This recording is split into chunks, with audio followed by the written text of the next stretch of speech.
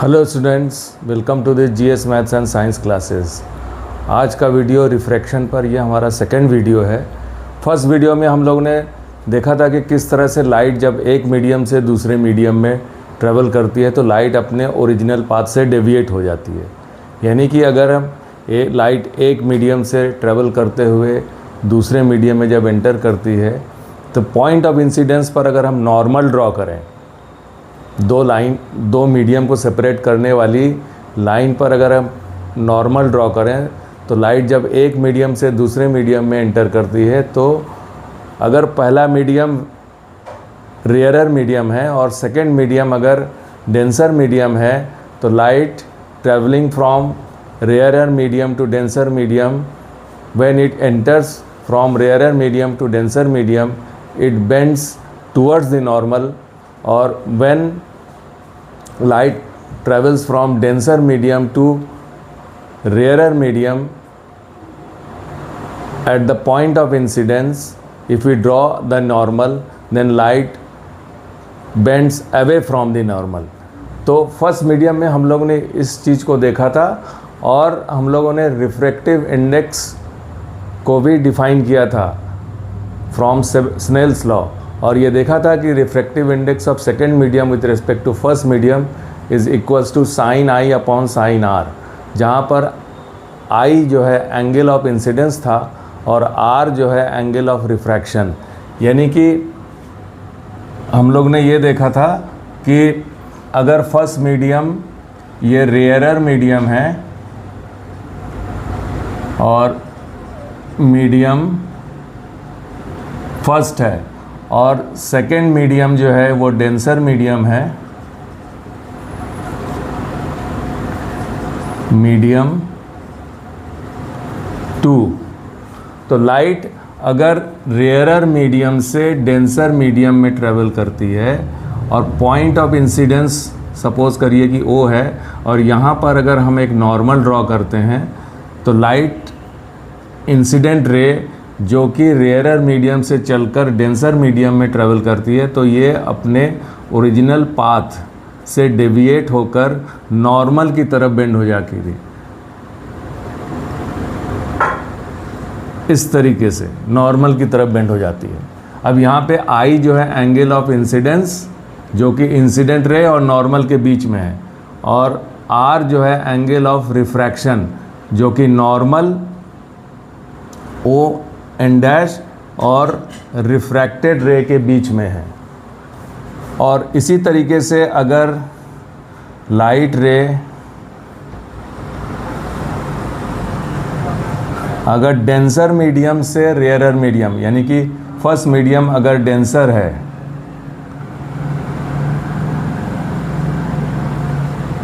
यह है मीडियम 1 और सेकेंड मीडियम अगर रेयरर है ये है medium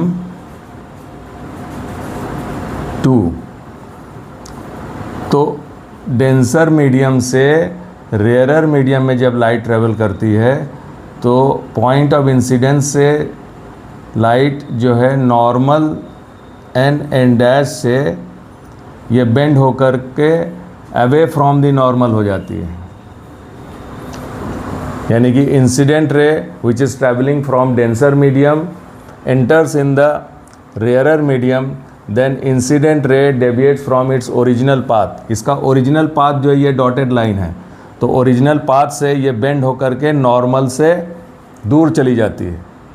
that means in the denser rarer medium it moves away from the normal, और फर्स्ट मीडियम में ये लाइट का जो ये डॉटेड लाइन जो है ये इसका जो है ओरिजिनल पाथ है। और लॉ ऑफ रिफ्लेक्शन ये बताता है कि इंसिडेंट रे ये आपका इंसिडेंट रे है,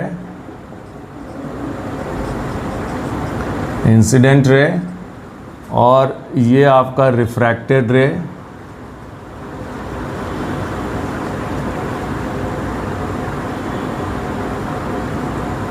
और ये एन डैश जो है ये नॉर्मल है। तो फर्स्ट लॉ ऑफ रिफ्लेक्शन है इंसिडेंट रे, नॉर्मल और रिफ्रैक्टेड रे, ये तीनों जो है एक ही प्लेन पे लाई करते हैं। और सेकेंड लॉ है ratio of sine of angle of incidence to the sine of angle of refraction is constant. Sine I upon sin R. I is the angle of incidence and R is the angle of refraction. तो sine ratio of sine of angle of incidence to sine of angle of refraction is constant and is constant is called refractive index of second medium with respect to first medium. और ये जो law है इसको Snell's law कहते हैं.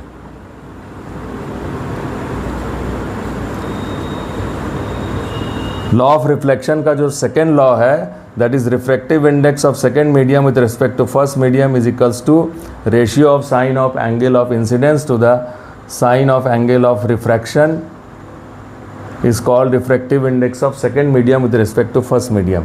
ये जो second law है इसको स्नेल्स लॉ कहा जाता है. अब जो इस वीडियो में हम इसके आगे डिस्कस करेंगे वो ये है कि ये जो बेंडिंग ऑफ लाइट हो रही है यानी कि रेयरर से डेंसर में जाए या फिर डेंसर से रेयरर में जाए, दोनों ही केस में लाइट अपने ओरिजिनल पाथ से डेविएट हो जा रही है. तो इसका रीज़न क्या है, इसका कॉज क्या है? तो इसका रीज़न और इसका कॉज ये है कि लाइट जब एक मीडियम से दूसरे मीडियम में ट्रेवल करती है तो लाइट की स्पीड चेंज हो जाती है.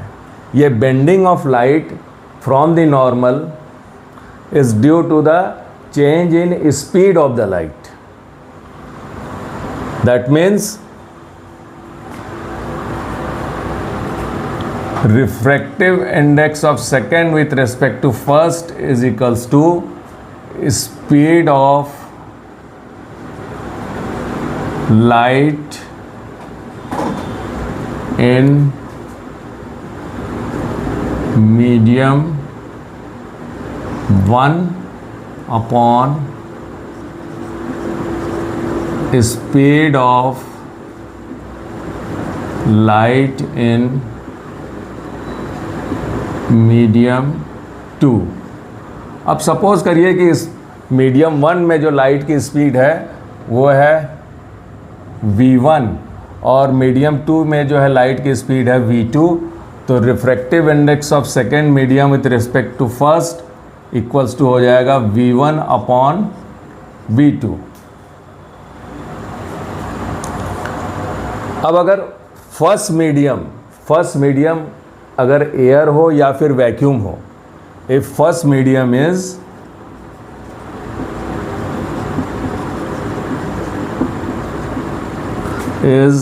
एयर और वैक्यूम, then refractive index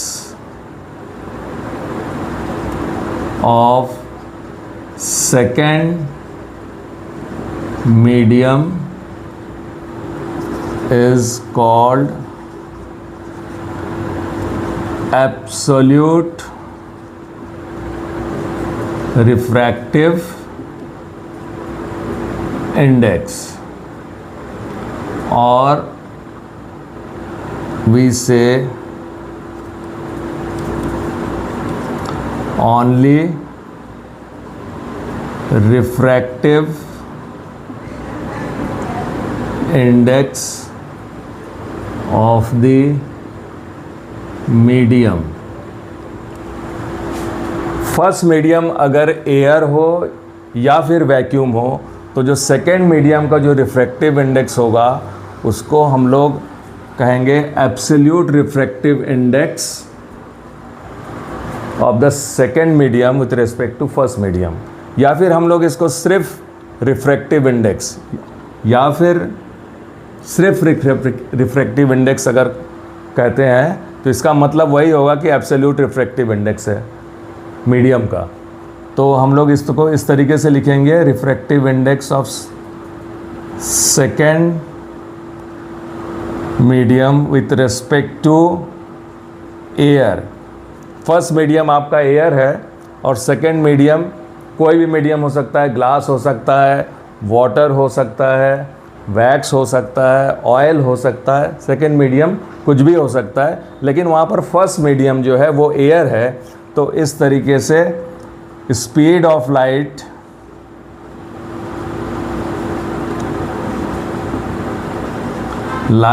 इन एयर और vacuum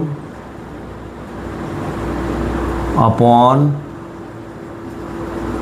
speed of light in medium. अब ये मीडियम चाहे जो भी हो, एयर हो, ग्लास हो, कोई ऑयल हो, कुछ भी हो सकता है, तो इसलिए हमने इसको सिर्फ मीडियम कहा है। तो refractive index of second medium with respect to air is equals to speed of light in air और vacuum upon speed of light in medium. अगर अब चूँकि speed of light in air और वैक्यूम जो है वो कांस्टेंट होता है, वैक्यूम या एयर में लाइट की स्पीड जो होती है वो 3 × 10⁸ मीटर पर सेकेंड, ये वैक्यूम में होता है, और एयर में उससे थोड़ा सा कम होता है, लेकिन हम उसको लगभग उतना ही मानेंगे, यानी कि लाइट की स्पीड एयर और वैक्यूम दोनों में ही हम 3 × 10⁸ मीटर पर सेकेंड ही मानेंगे। और लाइट की स्पीड को एयर और वैक्यूम में c से रिप्रेजेंट करते हैं, और जो मीडियम है उसको हमने v मान लिया है। लाइट की स्पीड उस मीडियम में सपोज करिए v है, तो refractive index of second medium with respect to air is equals to c/v। For example, अगर हम ये कहें कि लाइट की स्पीड ग्लास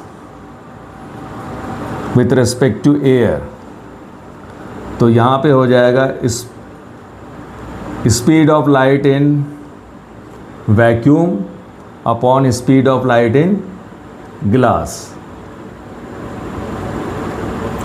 तो इस तरह से ये जो refractive index of glass with respect to air, तो यहाँ पर ग्लास के रिफ्रैक्टिव इंडेक्स को हम लोग एब्सोल्यूट रिफ्रैक्टिव इंडेक्स कहेंगे, जिसका की वैल्यू होगी speed of light in air और vacuum upon speed of light in glass. अब refractive index of second medium with respect to first medium is equals to v1 upon v2, जहाँ की v1 जो है वो speed of light in first medium and v2 जो है speed of light in second medium. अब इसको first medium और सेकेंड मीडियम को हम लोग एब्सोल्यूट रिफ्रैक्टिव इंडेक्स के फॉर्म में हम इस तरीके से लिख सकते हैं। इस इक्वेशन को लिखा जा सकता है c/v2 अपॉन c/v1। तो c/v2, देखिए यहाँ पे c/v2 इक्वल्स टू हो जाएगा absolute refractive index of the second medium, यानी कि हम इसको लिख सकते हैं μ2 means absolute refractive index of second medium upon c/v1, ये हो गया आपका absolute refractive index of the first medium. तो इस तरीके से हम कह सकते हैं कि refractive index of second with respect to first equals to ratio of absolute refractive index of the second to absolute refractive index of the first, यानी कि for example refractive index of glass with respect to water is equals to refractive index of glass upon refractive index of water. अब light जब एक medium से दूसरे medium में travel करती है तो लाइट की स्पीड चेंज हो जाती है, जिसकी वजह से रिफ्रैक्शन होता है, यानी कि लाइट अपने ओरिजिनल पाथ से डेविएट हो जाती है। ये जो स्पीड ऑफ लाइट चेंज हो जाती है, ये एक्चुअल में होता क्या है कि लाइट की वेवलेंथ चेंज हो जाती है। लाइट जब एक मीडियम से दूसरे मीडियम में जाती है तो लाइट की फ्रीक्वेंसी चेंज नहीं होती, चेंज होती है लाइट की वेवलेंथ, क्योंकि फ्रीक्वेंसी जो है वो सोर्स पे डिपेंड करता है। जब तक सोर्स चेंज नहीं होगा लाइट की फ्रीक्वेंसी चेंज नहीं होगी। तो अगर लाइट सेम सोर्स से आ रही है तो लाइट की फ्रीक्वेंसी चेंज नहीं होगी, बल्कि उसका वेवलेंथ चेंज होता है। और वेलोसिटी और वेवलेंथ और फ्रीक्वेंसी में जो रिलेशन है, speed of light equals to होता है frequency f into wavelength lambda. अब चूंकि लाइट की फ्रीक्वेंसी चेंज नहीं होती है, रिफ्रैक्शन में लाइट रिफ्रैक्शन की वजह से लाइट की फ्रीक्वेंसी चेंज नहीं होती है, तो चेंज होता है लैम्डा। तो velocity speed is directly proportional to lambda. तो अगर लाइट रेयरर से डेंसर में जा रही है तो लाइट का वेवलेंथ चेंज हो जाता है, जिससे लाइट की स्पीड कम हो जाती है। और अगर डेंसर से रेयरर में जाता है तो लाइट वेवलेंथ इंक्रीज कर जाता है, जिससे लाइट की स्पीड बढ़ जाती है। अब रिफ्रैक्टिव इंडेक्स ऑफ मीडियम और वेवलेंथ लैम्डा के बीच में जो रिलेशन होता है वो इन्वर्स का रिलेशन ये होता है, यानी कि refractive index of any medium is inversely proportional to the wavelength of light in that medium. तो अगर लाइट की वेवलेंथ बढ़ती है तो लाइट की स्पीड बढ़ेगी, क्योंकि लैम्डा जो है डायरेक्टली प्रोपोर्शनल टू स्पीड है। तो अगर लाइट का वेवलेंथ बढ़ता है तो लाइट की स्पीड बढ़ती है, और लाइट की अगर स्पीड बढ़ती है तो उस मीडियम का रिफ्रैक्टिव इंडेक्स कम होता है। और अगर लाइट की स्पीड कम हो जाती है, यानी कि वेवलेंथ अगर कम होता है तो लाइट की स्पीड भी कम हो जाएगी। अगर लाइट की स्पीड कम हो जाएगी तो उस मीडियम का रिफ्रैक्टिव इंडेक्स भी ज़्यादा होगा। यानी कि अगर किसी मीडियम में लाइट की स्पीड कम होती है तो उस मीडियम का रिफ्रैक्टिव इंडेक्स ज़्यादा होता है, और किसी मीडियम में अगर लाइट की स्पीड ज़्यादा होती है तो उसका रिफ्रैक्टिव इंडेक्स कम होता है। फॉर एग्ज़ाम्पल, ग्लास में लाइट की स्पीड होती है 2 × 10⁸ मीटर पर सेकेंड, और वाटर में ग्लास की स्पीड होती है 2.25 × 10⁸ मीटर पर सेकेंड। यहाँ पर ग्लास में जो है लाइट की स्पीड कम है और वाटर में जो है लाइट की स्पीड ज़्यादा है, तो ग्लास का रिफ्रैक्टिव इंडेक्स जो है वो ज़्यादा होगा। Refractive index of glass equals to 1.5 और रिफ्रैक्टिव इंडेक्स ऑफ वाटर जो होगा 1.33। चूँकि ग्लास में लाइट की स्पीड कम है as compare to the speed of light in water, so refractive index of glass is more as compared to the refractive index of water, because refractive index of any medium is inversely proportional to lambda, and lambda is directly proportional to speed। तो ये रहा आज का video. हम एक नए video के साथ जल्दी हाजिर होंगे। Till then, thank you.